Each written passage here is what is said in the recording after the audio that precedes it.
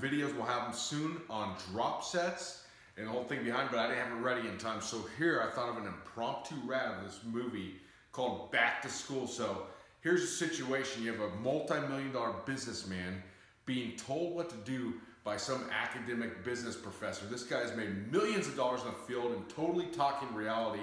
Then you have some academic professor, never ran a damn business, is trying to teach everybody else how to do it. So here's all that matters. Results are everything. And here's just a real little thing we got going here.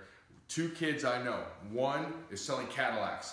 He sold 30 last month. He gets about $1,000 of Cadillacs. He started the math. Doing awesome.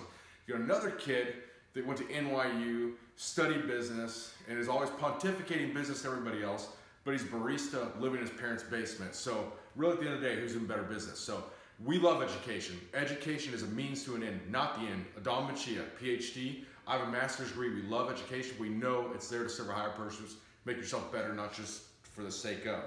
So there's California. You got plenty of writers at Starbucks. They've never been paid to write. No one reads what they write, but they're supposable writers. Okay, so that's not the route we want to go. We want to keep these things realistic. And with training, a lot of times the best results, you're going to coach used to say, you're either going to go to the one route, you're going to go to Penn State or the state pen. Now, obviously, as a citizen, you want to go the Penn State route, but training-wise, many times, a lot of the most advanced techniques have come out of the trenches, out of the state pen. And you know, you can't, in the lab, you cannot measure the human spirit. So that's why we love lab research, but we know at the end of the day, you cannot measure how hard someone's gonna work or their spirit. So a lot of my mentors, like Fred Hatfield, Charles Poliquin, they've done things way back when that are just kind of be proven right. When I was doing bench press of science, I was doing all this research, and it's like, you know, a study was kind of groundbreaking supposedly because of compensatory acceleration training. Well, Fred had talked about that, you know, 30 years prior without any research, but just knew it worked. So to be on the cutting edge, to be the best, you're gonna have to take some risks. And that's what science does, is science tests what the top people are always doing. So this is, I don't even know exactly where I'm going with this. I just do know this, that at the end of the day, results are all that matters. And this movie we're gonna watch right here, this 3-minute clip, will bring that home. Thank you. People, we've got a lot to cover and time is short.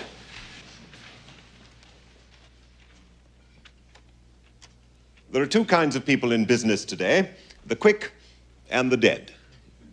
So rather than waste your time this semester with a lot of useless theories, we're going to jump right in with both feet and create a fictional company from the ground up. We'll construct our physical plant, we'll set up an efficient administrative and executive structure, then we'll manufacture our product and market it. I think you'll find it very interesting and a lot of fun. So let's start by looking at construction costs of our new factory. What's the product?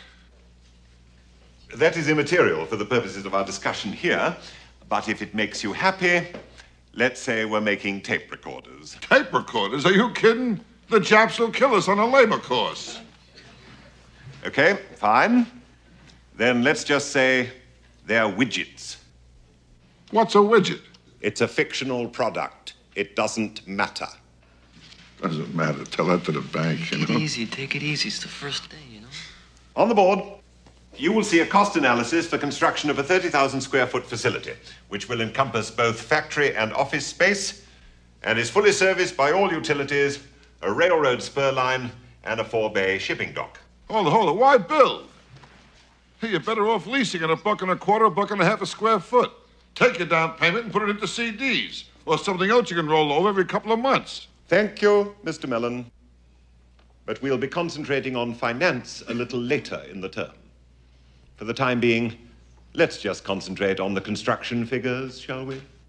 You will see the final bottom line requires the factoring in of not just the material and construction costs, but also the architect's fees and the costs of land servicing.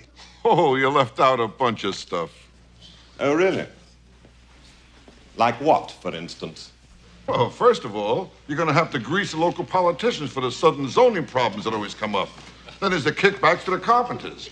And if you plan on using any cement in this building, I'm sure the Teamsters like to have a little chat with you, and that'll cost you. Oh, and don't forget a little something for the building inspectors. Then there's a long-term cost, such as waste disposal. I don't know if you're familiar with who runs that business, but I assure you it's not the Boy Scouts. That'll be quite enough, Mr. Mellon. Maybe bribes and kickbacks and mafia payoffs are how you do business. But they are not part of the legitimate business world. And they're certainly not part of anything I'm teaching in this class. Do I make myself clear? Sorry, just trying to help, that's all. Now, notwithstanding Mr. Mellon's input, the next question for us is where to build our factory. How about Fantasyland?